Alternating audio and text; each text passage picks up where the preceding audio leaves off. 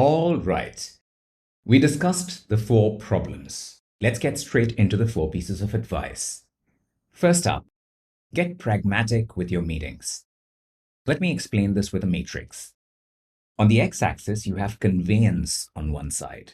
An example would be one-way information transfer. On the other side, you have convergence. An example would be a workshop to make a high-stakes decision. Now, let's look at the y-axis. This maps the strength of the relationship. The top half denotes a strong relationship. The bottom half denotes a weak relationship. Let's figure out which meetings you really need. If you're only trying to convey information to people you have a strong relationship with, don't do meetings. Send a document instead. This is as easy as it gets. If the relationship is weak, though, async is fine, but you may want to have some interactions just to build up the relationship. Quadrant 3 is the tricky one. If your relationship is weak and you're trying to converge on a decision, I suggest defaulting to a meeting. And finally, if your relationship is strong and you're trying to converge on a decision, you must collect all inputs asynchronously, do everything you possibly can outside a meeting, and then get together only for the final step. This framework, which I call the Converell quadrants, will keep you honest about your meeting culture. And that's advice number 1. Number 2, decentralize your decisions. Too often, we engage a team of engineers to fix a light bulb or to make every decision on their teams. Take it easy. Every decision isn't high stakes. Most of them are reversible. If everyone is in every meeting, then when are you working? Instead, organize the team into short-lived pods. These could be along feature or capability lines. Leave the decisions relating to that capability with the pod. This works particularly well if there's a directly responsible individual, aka DRI. This person is accountable for all decisions. The buck stops with them.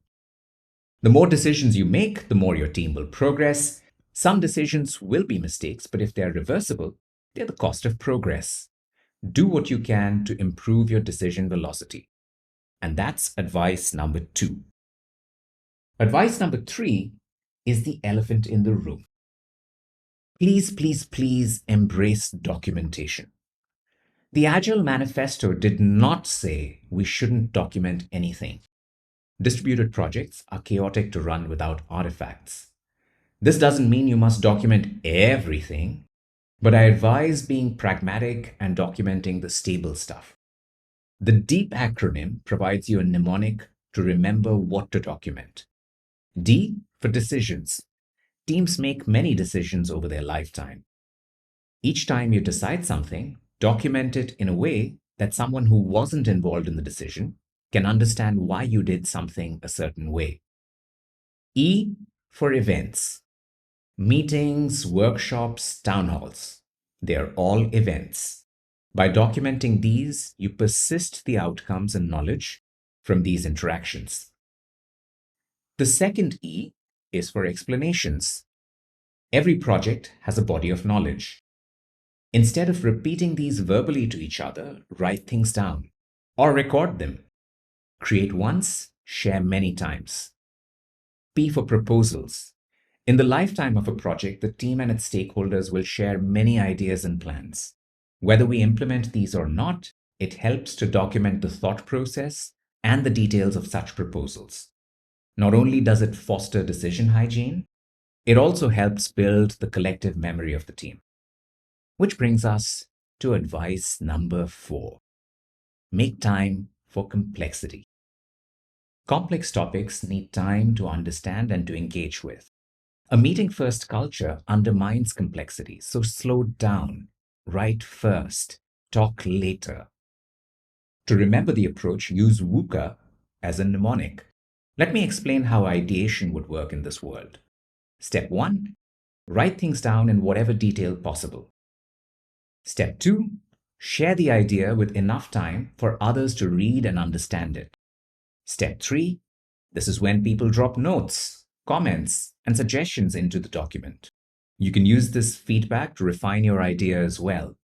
Step 4, if there are open items that need real-time discussion, meet by all means. If you get good at being async first, you may be able to close things without a meeting. The great thing about this process is it's iterative.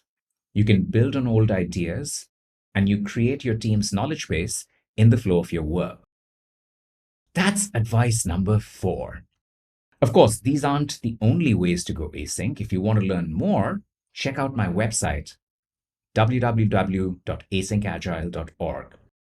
If there's a software development practice distributed teams follow, you'll find ideas to go async right here. And follow me on LinkedIn. I have a book slated to be out in 2023. If you found this video useful, that book will be jam-packed with ideas to take your distributed teams to the next level.